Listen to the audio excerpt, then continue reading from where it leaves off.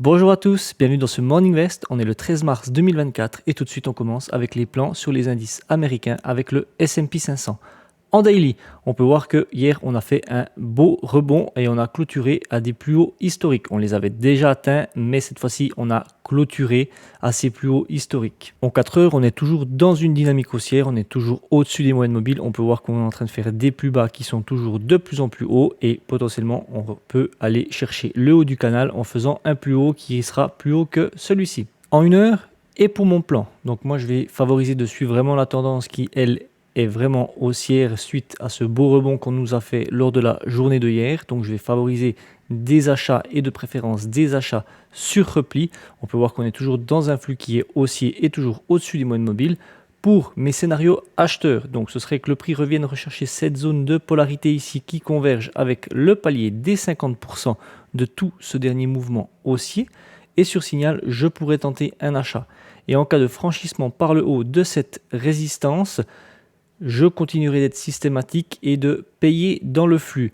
Par contre, il faut faire attention parce que le haut du canal n'est pas loin. Il faut voir en termes de ratio si ce plan reste viable. Pour mon plan vendeur, ce serait que le prix vienne dans cette zone de résistance qui converge avec les précédents plus hauts.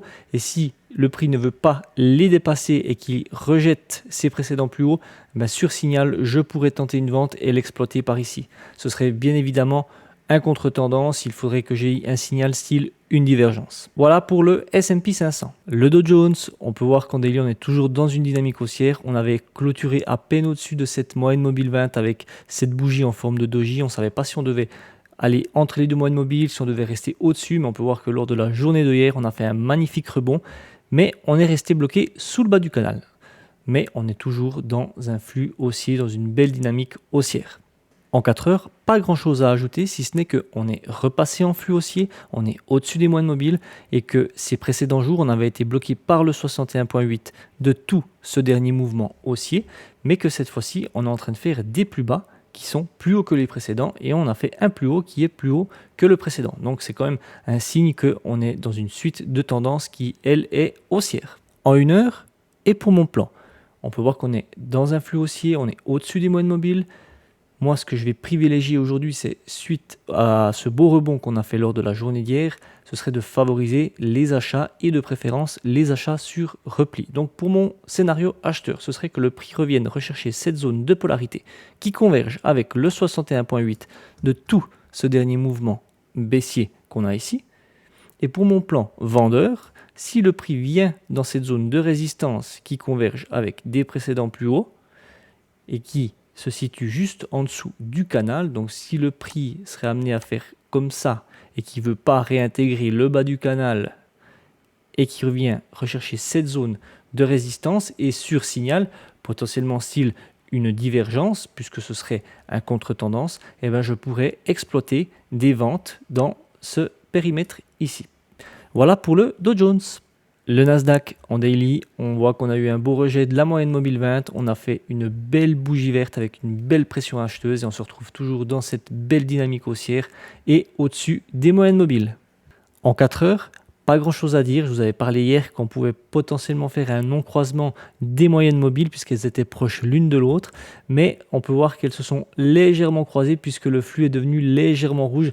Mais il n'est pas resté longtemps dans le rouge puisqu'on est repassé immédiatement dans le vert. Et on est repassé au-dessus de cette ancienne résistance. Et on se retrouve cette fois-ci dans un flux haussier et au-dessus des moyennes mobiles. En 1 heure, et pour mon plan. Donc moi, je vais vraiment favoriser le suivi de la tendance suite au beau rebond qu'on a fait lors de la journée de hier. Je vais privilégier les achats et de préférence des achats sur repli. Donc pour mon premier scénario acheteur, ce serait que le prix vienne rechercher cette zone des 61.8 qui correspond au dernier mouvement baissier qu'on a ici. Et sur signal, je pourrais tenter un achat pour aller jusqu'au 100%. Et en cas de repli plus important dans cette zone de support qu'on a ici qui converge avec des précédents plus bas, et sur signal, je pourrais tenter un achat. Pourquoi j'ai mis cette zone ici? Je vais faire un retracement Fibonacci cette fois-ci de tout ce dernier mouvement haussier. Donc c'est vraiment du court terme parce qu'il suffit qu'on fasse un plus haut avec cette bougie et ça ça invalide pas forcément le plan, mais ça va le changer un tout petit peu puisque ça fait bouger les paliers. Là, pour le moment, on est là. Donc, on peut voir que le palier des 61,8 pour le moment converge avec ce niveau support. Donc, je pourrais très bien faire un achat si le prix vient rechercher cette zone de support. Et puis après, potentiellement, je pourrais me poser la question pourquoi ne pas tenter une vente aussi.